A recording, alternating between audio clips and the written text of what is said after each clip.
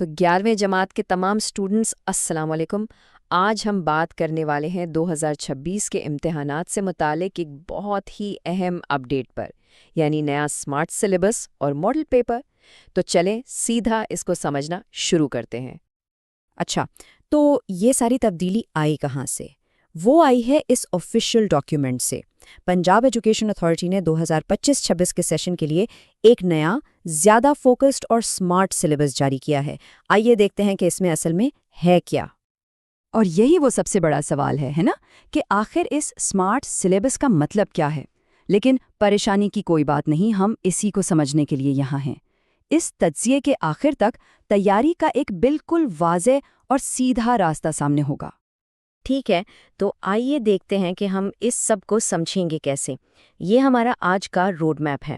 ہم ایک ایک کر کے ہر سیکشن کو دیکھیں گے تاکہ بالکل صاف ہو جائے کہ اپنی محنت کہاں لگانی ہے۔ تو سب سے پہلی اور سب سے اہم بات، یعنی اپڈیٹڈ سلیبس۔ یہ جاننا انتہائی ضروری ہے کہ کون سے یونٹس اب کورس کا حصہ ہیں اور کون سے نہیں رہے۔ تو بڑی خبر یہ ہے، آپ کے کل 14 میں سے 4 یونٹس نکال دیے گئے ہیں۔ اس کا سیدھا مطلب یہ ہے کہ اب کم پڑھنا ہے اور زیادہ فوکس کے ساتھ تیاری کرنی ہے۔ یہ تو بہت اچھی بات ہے۔ اور یہ بات گانٹھ باندھ لیں، امتحان کا ایک ایک سوال، چاہے وہ معروضی ہو یا انشائیہ، وہ صرف اور صرف انہی 10 یونٹس میں سے بنے گا۔ تو آپ کی ساری توجہ کا مرکز یہی 10 یونٹس ہونے چاہیے۔ اچھا، سلیبس تو سمجھ آ گیا۔ اب دیکھتے ہیں کہ اس کی بنیاد پر آپ کا پیپر کیسا دکھے گا۔ آئیے پیپر کے پورے سٹرکچر پر ایک نظر ڈالتے ہیں۔ یہ سلائیڈ پوری کہانی خود بتا رہی ہے۔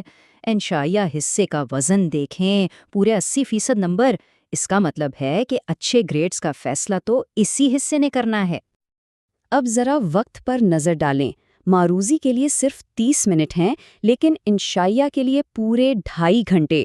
اس سے صاف ظاہر ہے کہ ٹائم مینجمنٹ امتحان میں کامیابی کے لیے کتنی ضروری ہونے والی ہے۔ چلیں اب ذرا گہرائی میں جاتے ہیں اور سب سے پہلے معروضی پرچے کو دیکھتے ہیں۔ آخر یہ 20 نمبر صرف 30 منٹ میں کیسے حاصل کیے جا سکتے ہیں؟ آئیے اس کو سمجھتے ہیں۔ اور یہاں سب سے اچھی بات پتہ ہے کیا ہے؟ کوئی سرپرائز نہیں، سب کچھ پہلے سے طے ہے۔ 10 MCQs آئیں گے مترادفات یعنی سینونیمز سے، 5 یونٹس کے اندر سے، اور 5 آئیں گے ورب کی صحیح فارم کے بارے میں۔ آپ کو پہلے سے معلوم ہے کہ تیاری کس چیز کی کرنی ہے۔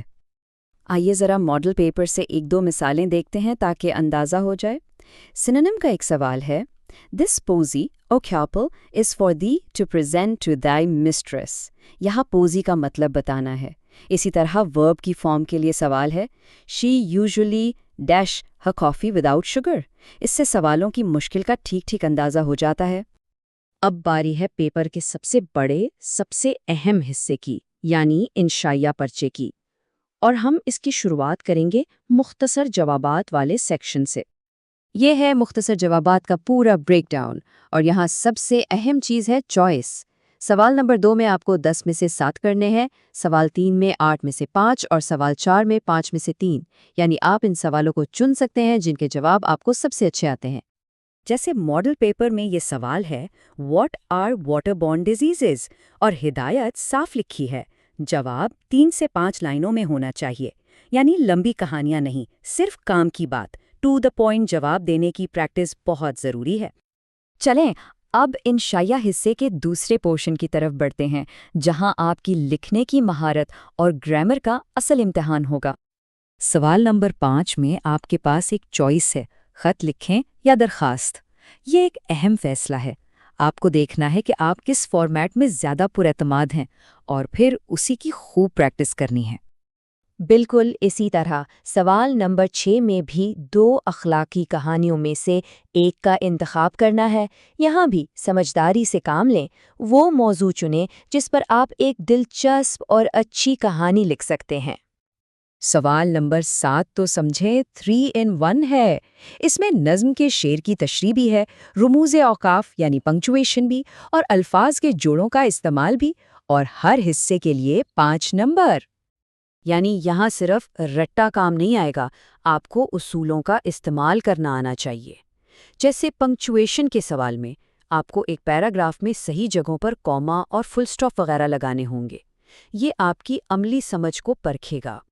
اور آخر میں ہے سوال نمبر 8، جو کہ ترجمے کا ہے۔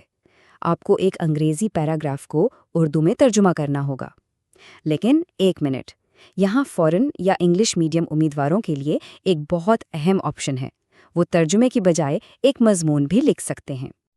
تو ہم نے سارا پیپر پیٹرن سمجھ لیا، لیکن اب سب سے بڑا سوال، اس سب معلومات کو استعمال کر کے ایک ایسا اسٹڈی پلان کیسے بنایا جائے جو کامیابی کی ضمانت دے؟ تو آخر میں آپ کی جیت کا فارمولا صرف ان 4 نکات میں ہے۔ پہلے 10 یونٹس پر مکمل عبور حاصل کریں، پیپر پیٹرن کو ذہن میں بٹھا لیں، لکھنے والے فارمیٹس کی خوب مشق کریں اور ٹائم مینجمنٹ پر کام کریں۔ بس آپ کامیابی کی راہ پر ہیں۔ تو لیجئے، پورا نقشہ اب آپ کے سامنے ہے، راستہ بالکل صاف ہے۔ اب سوال صرف یہ ہے کہ آپ اپنا پہلا قدم کب اور کہاں سے شروع کریں گے۔ اس معلومات کو لیں، اس پر عمل کریں اور آج سے ہی اپنی تیاری کا آغاز کریں۔